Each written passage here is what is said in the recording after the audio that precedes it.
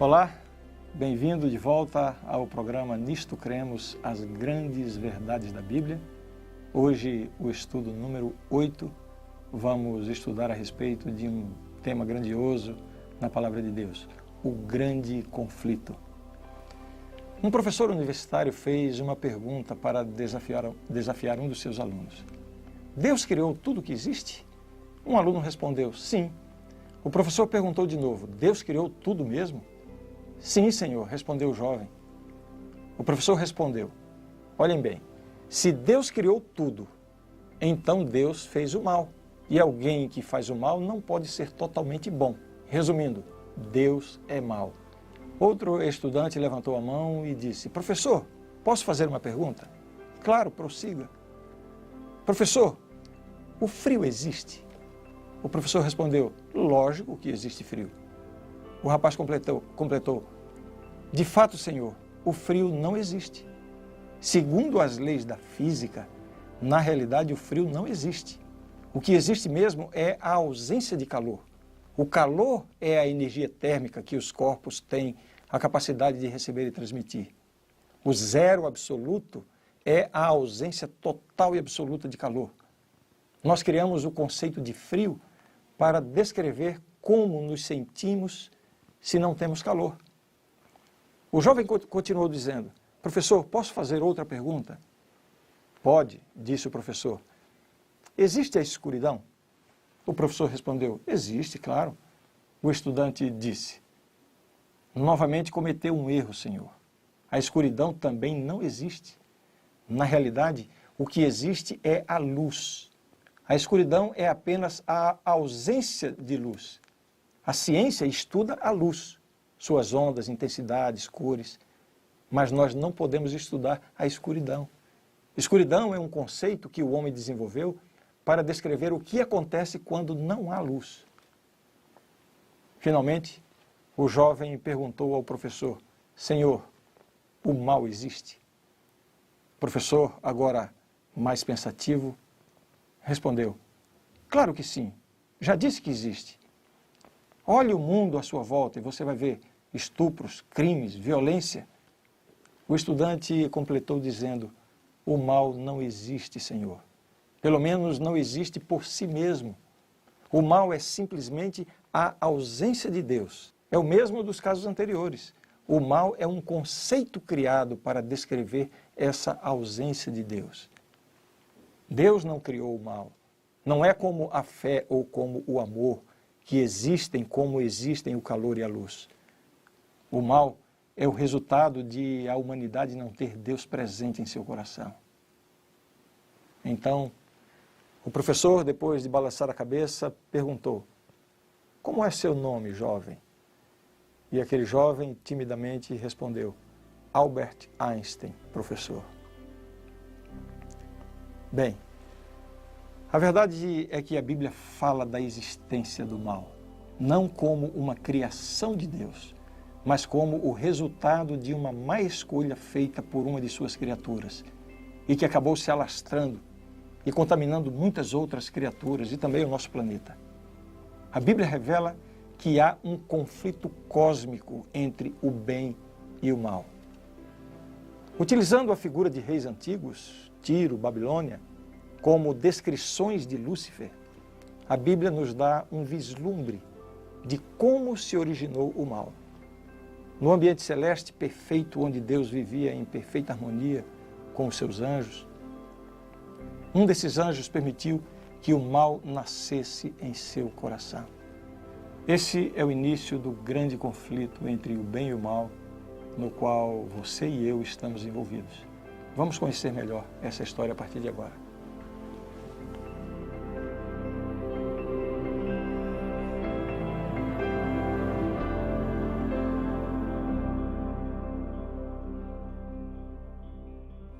Vamos começar lendo Ezequiel 28, versos 12 a 15. Filho do homem, levanta uma lamentação contra o rei de Tiro e diz-lhe, assim diz o Senhor Deus, tu és o sinete da perfeição, cheio de sabedoria e formosura. Esse texto é uma referência a Lúcifer, aquele grande e maravilhoso anjo criado por Deus, o anjo que estava acima de toda a hoste angélica no céu. Que sentimento teria sido esse que invadiu o coração desse anjo? O orgulho e a ambição. Veja o que diz esse outro texto. Tu dizias no teu coração, eu subirei ao céu, acima das estrelas de Deus, exaltarei o meu trono, e no monte da congregação me assentarei. Nas extremidades do norte subirei acima das mais altas nuvens, e serei semelhante ao Altíssimo. Isso aqui é um mistério. A Bíblia usa uma expressão que é o mistério da iniquidade. Como pode um ser perfeito, criado por Deus, completamente puro, sem nenhuma maldade, num ambiente completamente perfeito, onde prevalecia a presença de Deus, o amor de Deus, e de repente nasce no coração de um ser assim um sentimento pecaminoso? Como explicar isso? A única explicação que temos é reconhecer que Deus criou seres inteligentes com liberdade de decisão. Se Deus tivesse criado os anjos, os seres humanos, os seres inteligentes que Ele criou, com a obrigatoriedade de obedecerem, isso não envolveria amor. Ninguém ama por obrigação. Para que haja um relacionamento de amor, é necessário que haja liberdade. Alguns casais precisam entender isso. Alguns maridos que às vezes querem tirar a liberdade da sua esposa, querer obrigá-la a que ela o ame, ou a esposa que se apega e procura obrigar o seu esposo a amá-la. Num ambiente assim não existe amor. Pode ser que até por algum tempo o relacionamento perdure, mas se não houver amor, só vai haver dissensões. Então Deus, na sua sabedoria, no seu infinito amor, Ele cria as suas criaturas. Nesse caso aqui, os anjos. E mesmo aos anjos, Ele dá a liberdade de obedecer ou de desobedecer. E foi isso que aconteceu no coração deste anjo chamado Lúcifer. A Bíblia continua dizendo, houve peleja no céu, Miguel e os seus anjos pelejaram contra o dragão. Também pelejaram o dragão e seus anjos, todavia não prevaleceram, nem mais se achou no céu o lugar deles, e foi expulso o grande dragão, a antiga serpente que se chama Diabo e Satanás, o sedutor de todo o mundo, sim, foi atirado para a terra e com ele os seus anjos. É claro que por algum tempo Deus tentou, de todas as formas, tentou dissuadir aquele anjo poderoso a voltar atrás no seu intento, nos seus sentimentos. Deus, por diversas vezes, tentou mostrar para ele as consequências ruins que iriam aparecer em decorrência da sua desobediência. Mas apesar de todos os apelos de Deus, de todos os convites, de todas as oportunidades, esse anjo estava empedernido na sua decisão. Ele estava agora decidido a não voltar atrás. E por sua sabedoria, por seu poder, por sua influência, ele conseguiu convencer uma grande parte dos anjos lá no céu. Finalmente, 1/3 dos anjos ficaram do lado dele. O céu, que até então era um lugar maravilhoso, de perfeita harmonia, onde só reinava paz, amor, a presença de Deus, agora se transforma num palco de dissensão, de desconfiança. E é claro, não havia possibilidade mais da convivência entre os anjos leais a Deus com os anjos infiéis, desleais e desobedientes. E como o texto nos diz, houve guerra no céu, Miguel e os seus anjos. Jesus assumiu a hoste angélica celestial e foi guerrear contra o dragão, o diabo. O nome desse anjo era Lúcifer, portador de luz. Por se rebelar contra Deus para tentar alcançar os seus desejos, ele passou a ser chamado de Satanás, o adversário de Deus. E como vimos, Satanás e os seus anjos foram expulsos do céu. Por que os seres humanos se envolveram nessa questão? Tendo sido expulsos do céu, Satanás e seus anjos vieram para a terra recém-criada. Deus advertiu o primeiro casal quanto à necessidade de obedecerem ao Criador, permanecendo leais às leis do universo. Como recompensa, eles poderiam viver eternamente na mais plena felicidade. E a prova foi muito simples. Você se lembra, já vimos isso aqui no estudo anterior. Deus chegou para Adão e Eva e disse: de toda árvore do jardim vocês podem comer livremente, menos de uma. Somente uma proibida. Imagine se Deus tivesse feito o contrário. Se Deus tivesse dito assim: vocês não podem comer de todas as árvores, só podem comer de uma. Aí sim a prova seria muito difícil. Mas a prova que Deus deu para Adão e Eva foi muito simples. Deus só queria uma coisa: que no caráter de Adão e Eva ficasse impressa a decisão de obedecer a Deus.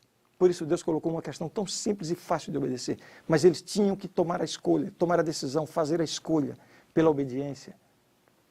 E nós conhecemos a história. Infelizmente, primeiramente Eva e depois Adão desobedeceram a Deus. Essa história pode ser lida especialmente nos capítulos 2 e 3 do livro do Gênesis. Faça a leitura depois com bastante atenção.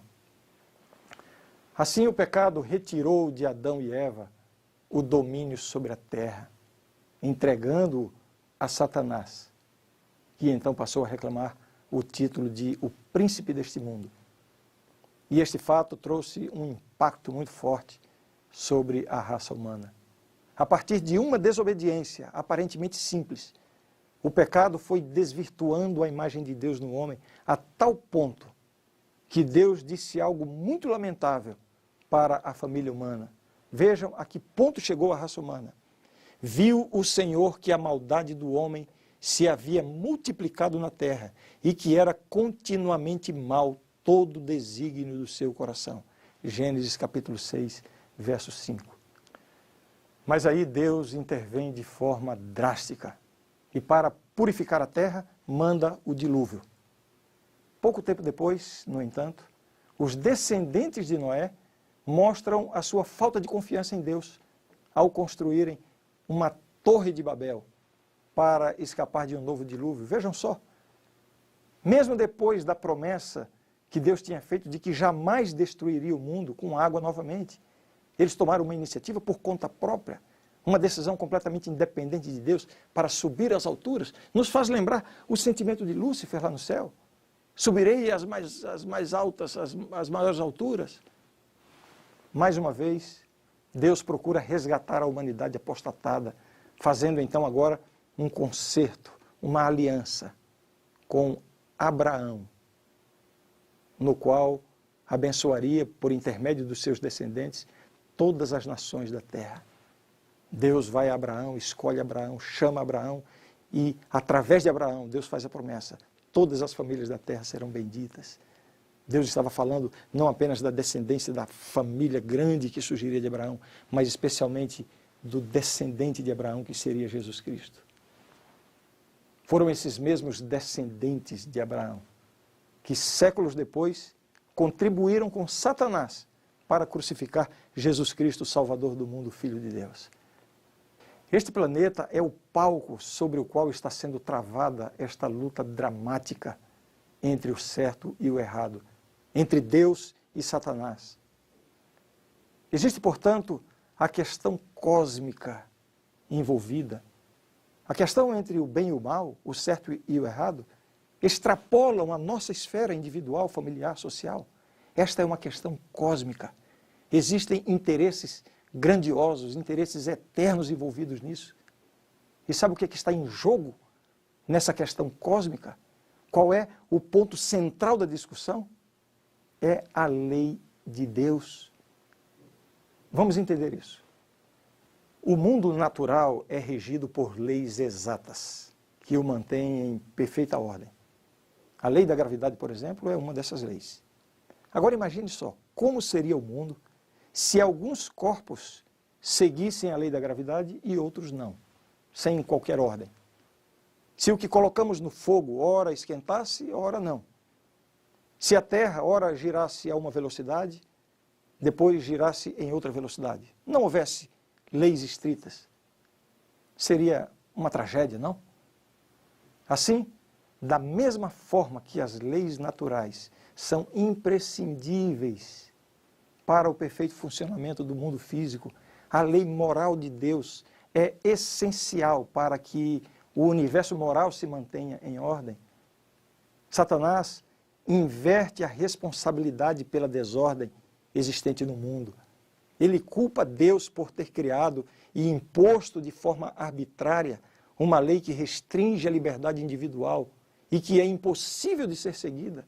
É isso que o diabo está sempre tentando colocar na mente das pessoas.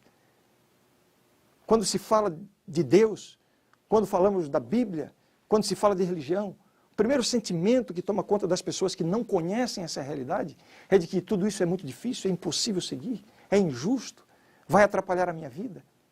É isso que está em jogo. Enfim, a questão fundamental dessa grande disputa é a vontade de Deus expressa na forma de sua lei. Afinal, ela é mesmo boa e imprescindível para os seres humanos e demais seres criados? Satanás vive a dizer de diversas formas que a lei de Deus é prejudicial e dispensável. Vamos ver agora Cristo e a questão da obediência, para que nós possamos entender bem esse assunto. A submissão à vontade de Deus, a confiança em suas promessas e revelações é o centro da disputa entre Deus e Satanás. Tanto que foi tema do primeiro combate direto entre Jesus e Satanás. Aquele primeiro combate, Jesus, logo após ter sido batizado, foi conduzido pelo Espírito ao deserto. E ali ele passou 40 dias e 40 noites em jejum, em comunhão com Deus. E depois desse período, Satanás se aproxima dele para tentá-lo. Tudo o que o diabo queria era levar Jesus a cometer um pecado. Se Jesus cometesse um pecado sequer, ainda que fosse em pensamento, ainda que fosse um sentimento pecaminoso, Satanás teria sido completamente vitorioso. Ali no deserto foram 3 tentações de Satanás sobre Jesus. Você vai encontrar o relato dessa história no Evangelho de São Mateus, no capítulo 4, mas de forma sucinta. Na primeira tentação, o diabo aparece e diz: se és filho de Deus, transforma essas pedras em pães. Vejam que ele apela para uma necessidade imediata de Jesus. Depois de um jejum de 40 dias, nada melhor do que ter pães em abundância. E agora, Satanás também lança dúvidas sobre a origem divina de Jesus. Jesus poderia facilmente dar um estalo de dedo e transformar as pedras em pães, demonstrar o seu poder e humilhar o diabo. Mas era exatamente isso que o diabo queria. Jesus aqui foi tentado a ser independente de Deus, a usar o seu poder em benefício próprio, quando no plano de Deus ele deveria levar uma vida dependendo totalmente do poder de Deus. Usar o seu poder só em benefício dos outros. Uma vida de completa dependência de Deus. Então, quando Satanás diz, transforma essas pedras em pães, ele está dizendo, haja independentemente de Deus. A resposta de Jesus a esta primeira severa tentação que o diabo lançou sobre ele, sabe qual foi? Nem só de pão viverá o homem, mas de toda palavra que procede da boca de Deus. Naquele momento, Jesus estava ensinando para mim e para você que nós devemos levar uma vida de completa dependência de Deus. Mesmo no momento de fome, é melhor depender de Deus, não procurar recursos que não estejam plenamente de acordo com a vontade de Deus. Acima de tudo, cumprir a palavra de Deus em nossa vida. Mas o diabo, agora irado, não desiste de tentar destruir o plano de Deus através de Jesus. E ele vem então com a segunda tentação. Ele leva Jesus a um lugar muito alto, muito alto. E lá de cima ele diz assim, se és filho de Deus, atira-te abaixo, porque está escrito, aos seus anjos ordenará a teu respeito que te guardem. Vejam, o diabo aqui está usando a Bíblia. Está escrito. Se na primeira tentação Jesus disse, está escrito, nem só de pão viverá o homem. O diabo diz, é assim? Então vamos lá. E aí ele diz, está escrito. E cita uma promessa que há no Antigo Testamento. Aos seus anjos ordenará a teu respeito que te guardem. Aqui Jesus foi tentado a ser super dependente de Deus. Na primeira tentação, usar o seu poder em benefício próprio. Agir independente de Deus. Agora, Jesus é tentado a ser super dependente de Deus. Simplesmente se lançar de um lugar alto com a pretensão de que Deus vai protegê-lo. O trecho da Bíblia que Satanás usa para Jesus, ele é incompleto. Propositadamente ele corta um pedaço. O trecho completo diz assim: aos seus anjos ordenará a teu respeito que te guardem em todos os seus caminhos. Deus vai guardar se você estiver nos caminhos dele. Jesus, mais uma vez, vem com a sua resposta. Ele diz: não tentarás o Senhor teu Deus. O inimigo foi derrotado mais uma vez, mas ele reúne forças.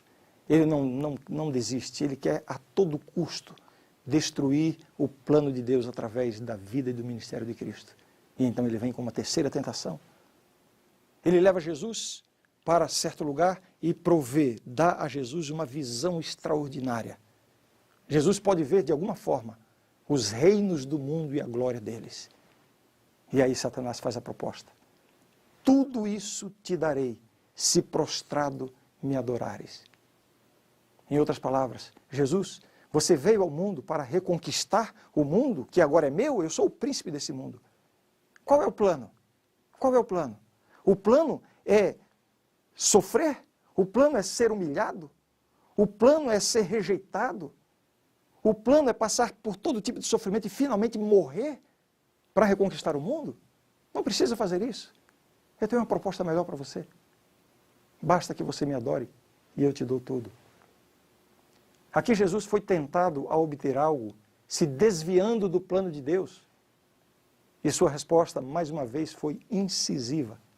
Ao Senhor teu Deus adorarás, e só a Ele darás culto. Nessas três tentações, o diabo ofereceu a Jesus o que Jesus já tinha. Na primeira, provar que era filho de Deus, transformando pedras em pães.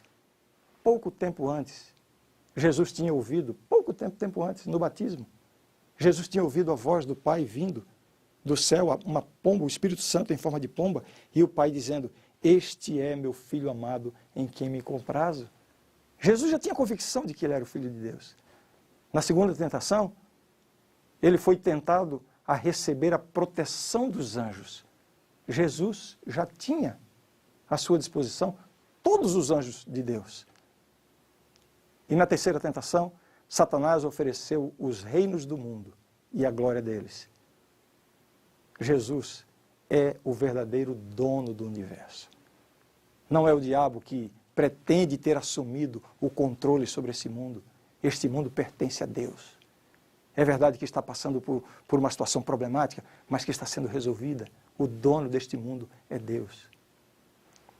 A confiança plena em Deus propiciou a Jesus a vitória sobre Satanás. Eu e você também podemos obter a vitória sobre o tentador, se nós confiarmos plenamente em Deus. Mas é na cruz, na morte do inocente Filho de Deus, que se revelam os dois extremos desse grande conflito. De um lado, a extrema maldade e rebeldia de Satanás. Do outro, a infinita submissão de Jesus à vontade de Deus e o seu interesse em salvar a humanidade. O grande conflito se estende a outras áreas, há pelo menos mais 2 pontos importantes envolvidos nessa controvérsia.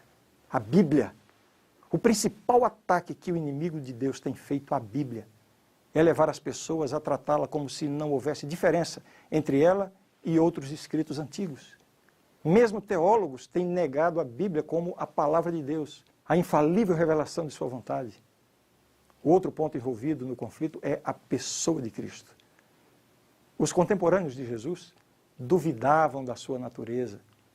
Na resposta de Pedro, ao ser indagado por Jesus sobre o que as pessoas pensavam dele, uns dizem João Batista, outros Elias e outros Jeremias ou algum dos profetas.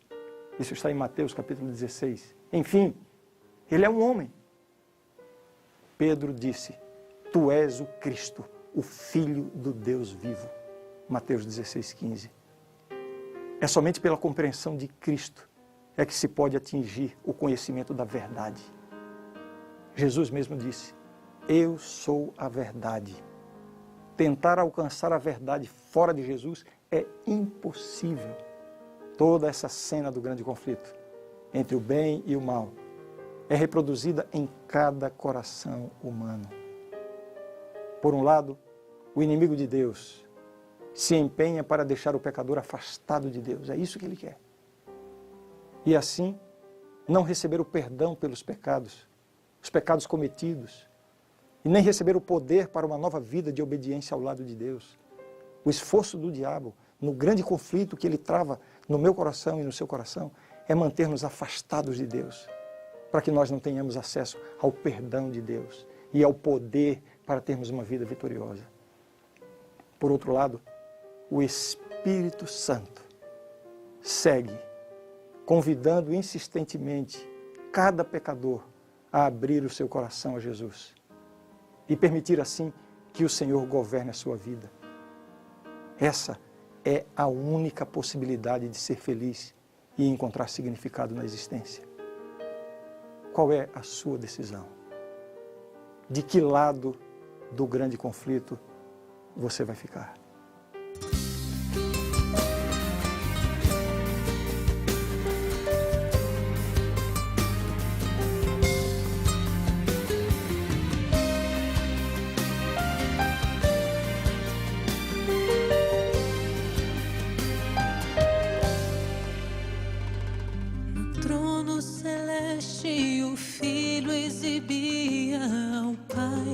Proposta final, com seu sacrifício salvasse o bem mais precioso das garras do mal. O mais nobre ser se fez homem, morreu porque amou o seu algoz opressor e aceitou seu destino de mártir na cruz, concluiu seu plano redentor. Envolto em dor, o Pai entregou o seu Filho a maior história de amor. A luta acabou, um pranto, um clamor da sorte fatal, Deus nos resgatou.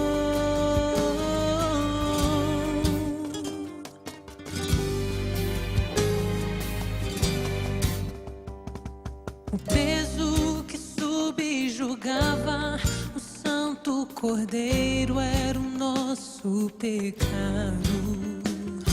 Seu rosto disforme, ferido, marcado, exclamava: está consumado. De volta ao Pai, o Filho saudoso mostra as cicatrizes nas mãos. E voltando seus olhos à terra, ele diz: hoje meus filhos têm salvação. Envolto em dor, o Pai entregou o seu Filho a maior história de amor. A luta acabou, um pranto, um clamor da sorte fatal, Deus nos resgatou.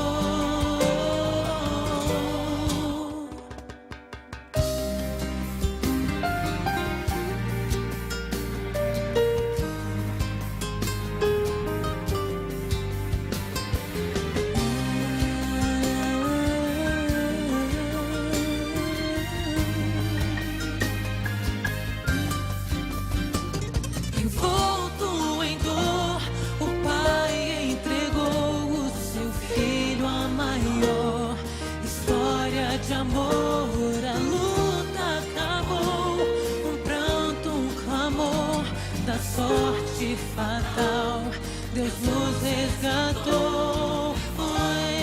Envolto em dor, o Pai entregou seu Filho a maior história de amor. A luta acabou, um pranto, um clamor, o homem nasceu o seu Salvador.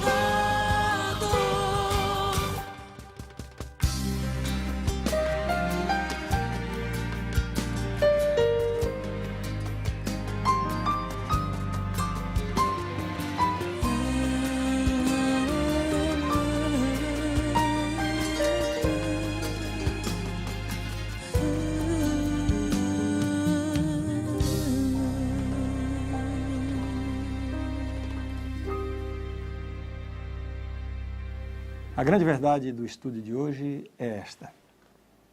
Toda a humanidade está agora envolvida num grande conflito entre Cristo e Satanás quanto ao caráter de Deus, sua lei e sua soberania sobre o universo. Este conflito originou-se no céu quando um ser criado, dotado de liberdade e de escolha, por exaltação própria, tornou-se Satanás, o adversário de Deus, e conduziu à rebelião uma parte dos anjos. Ele introduziu o espírito de rebelião neste mundo, ao induzir Adão e Eva em pecado. Este pecado humano resultou na deformação da imagem de Deus na humanidade, no transtorno do mundo criado e em sua consequente devastação por ocasião do dilúvio mundial. Observado por toda a criação, este mundo tornou-se o palco do conflito universal, dentro do qual será finalmente vindicado o Deus de amor. Para ajudar seu povo nesse conflito, Cristo envia o Espírito Santo e os anjos leais para os guiar, proteger e amparar no caminho da salvação. Esta é a verdade e eu creio nisto. No nosso próximo encontro, nós vamos estudar o que a Bíblia ensina sobre a vida, a morte e a ressurreição de Cristo. Uma lição fenomenal. Não perca.